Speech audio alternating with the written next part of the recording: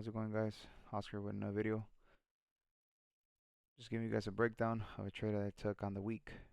It was on USDJPY. It was a pretty good trade. I made roughly $1,500 on this trade. I did recover some of the losses from the previous weeks. I will show the other pairs that I had as trades and I lost on them.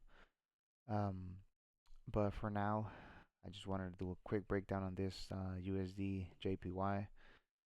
Like always, I like to start my weekly, see what my weekly was doing. On this case, the weekly, I was pretty much trading against the weekly. I I like to trade with the trend. In this case, the weekly didn't make any sense to me.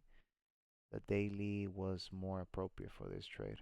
I had noticed that on the daily we were creating higher highs, higher lows, higher highs. We had broken under structure, pretty much retesting previous resistance, support. We broke under support. Now we are retesting as a resistance level. Around this area, I didn't find any entry points that I liked. So I was just pretty much, you know, watching the price, see what the price will do, and then go from there. I did notice that we created some kind of structure on this area. I waited for price to break under, and I expected a retest, which it did happen. And then from the retest, I was just waiting some type of rejection. From the 4 hour, I jumped into the 4 hour after. This is pretty much that whole daily thing. This is the retest, and this is the daily rejection. So on the daily rejection, we broke under, and then we retest again on the 4 hour. So notice how on the 4 hour, we started creating this double tops. So I was expecting a break and retest of the neckline of the double tops, which is right here. We have support, support, support, support, and then we broke under support and we retesting.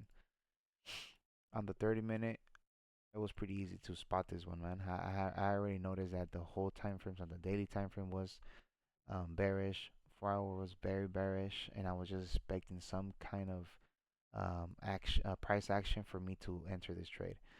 We were on the 30 minutes, we were already bearish, but I just didn't like how far we were from the trade. So I just waited for a retest and then some kind of rejection. So we retested, we liquidated all these sales or people that are trying to get in before, and then just waited for a bearish engulfing candle, which was right here. As soon as I noticed this candle, I entered the trade, and pretty much no drawdown. I just noticed that the trade was heading to my way, and I put the price, my take profit right here, onto the last price action, the cleanest price action that it had, and then exactly as soon as we hit this area, price did bounce off, but I closed my trade automatically. That was my take profit. I was very comfortable closing my trade at that time, and then that was it. Made roughly 1,500 on this trade, and recovered from from losses that I had on the previous weeks. This is one of the another trade that I took this week as well. Well, actually, I took it last week, and then I just carried the trade for the whole week. On this one, I was same as the other one, going against the weekly. Daily started creating higher highs, and then we broke that daily structure. We had broken, and then I was expecting some kind of retracement. It was a big candle, so I was expecting retracement. And after I noted the retracement, entered on the 30-minute, same as always. We were bearish too. Around here, bearish, bearish. We retest, and I was expecting some kind of rejection on this strong candle right here. Enter the trade, and then pretty much carry the trade for the whole week. It did go against me, no problem at all. It is what it is, you know. You win some, you lose some, but as always, I try to maintain my risk at a area where I'm very positive that if I lose it, I'm okay with it. You know, that's one of them. CAD JPY is another one. This is a very beautiful trade because it actually went into my direction. The problem was that I got liquidated before anything, and it's totally fine. I just never re-entered the trade. The reason is because um, as soon as market opened on Sunday, the trade just went going down, and it was just very hard to join into or find any kind of entry points, at least for me. Same as always.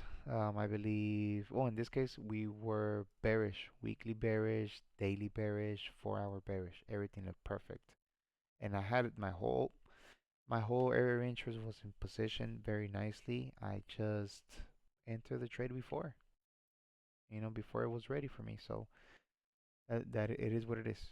You know, I could have easily. My take profit was a 125.